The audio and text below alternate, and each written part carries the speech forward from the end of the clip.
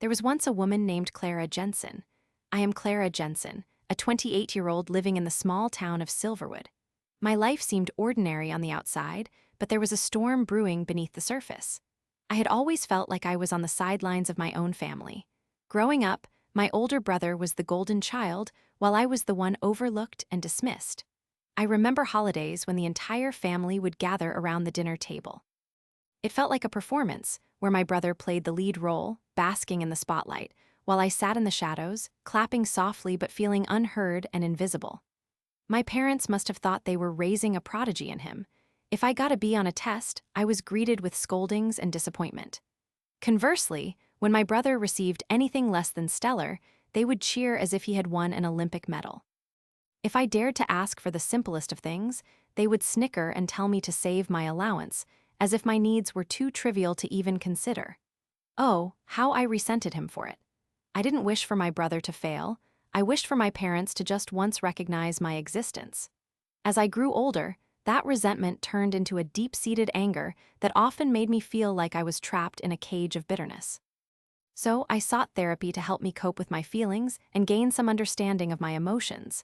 Fast forward a few years, and life took a strange turn.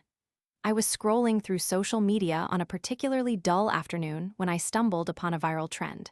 People were faking terminal illnesses, claiming to have cancer, to measure how their family would react. It struck me as outrageous yet strangely tempting. I felt like I was reaching for something, some form of validation that had been denied to me all my life.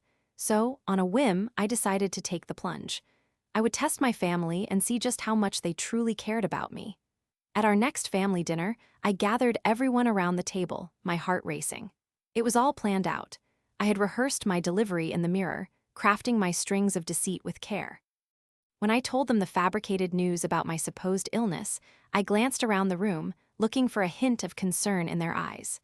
To my disappointment, I was met with more of a rehearsed performance than genuine emotion. The fleeting frowns, the quick reassurances of, "Oh, we are so sorry." It all felt incredibly insincere.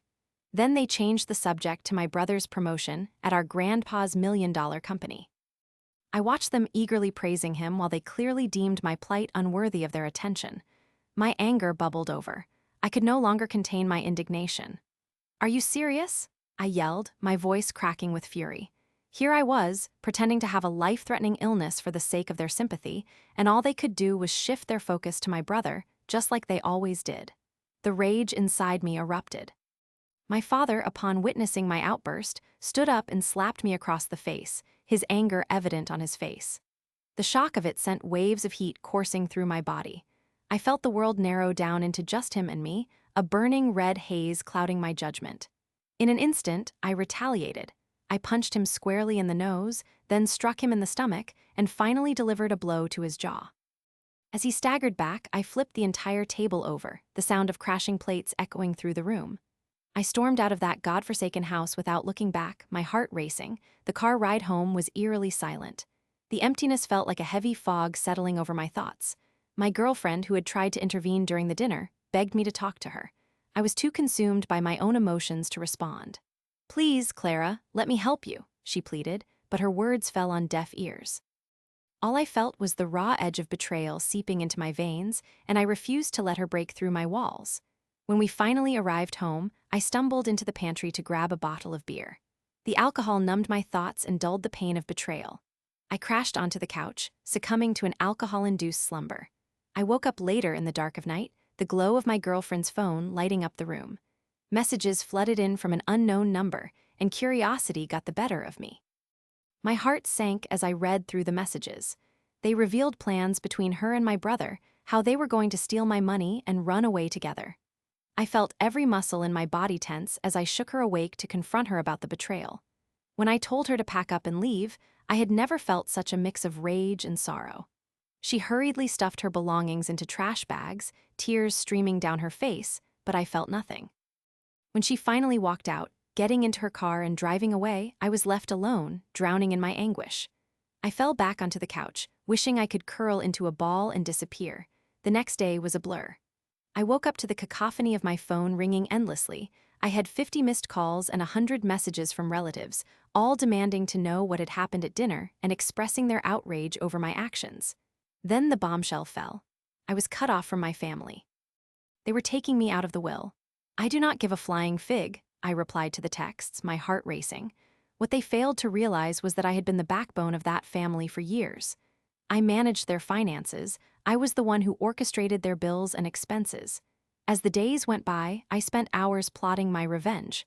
My brother had always been reckless, and in that carelessness, he had made mistakes. I had a little secret of my own.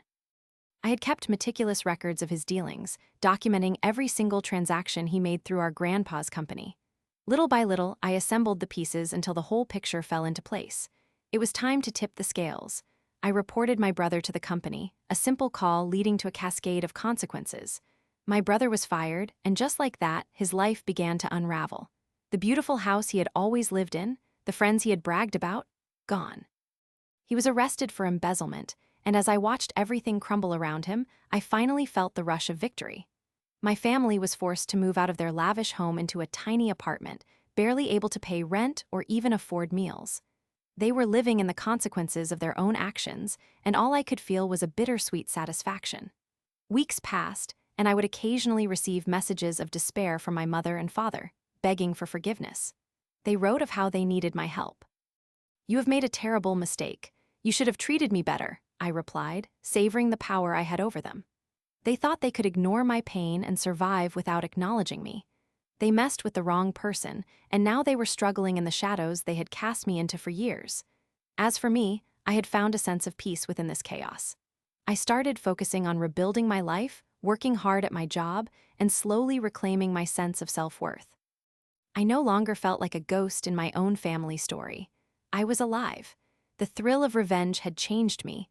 I was stronger now, more determined to never let anyone overlook me again. I decided to move away from Silverwood and start fresh elsewhere, where I could truly live for myself. But in the quiet moments of reflection, I would sometimes wonder if I had crossed a line. As I drove away from my childhood home, a part of me hoped my family would take this opportunity to change for the better. I truly wanted them to understand the depth of their actions. As the miles fell away behind me, I felt a weight lift off my shoulders, leaving me with an unexpected truth. Revenge had given me closure, but I was ready to write my own story without them in it. The past had its hold on me no longer. I was finally free.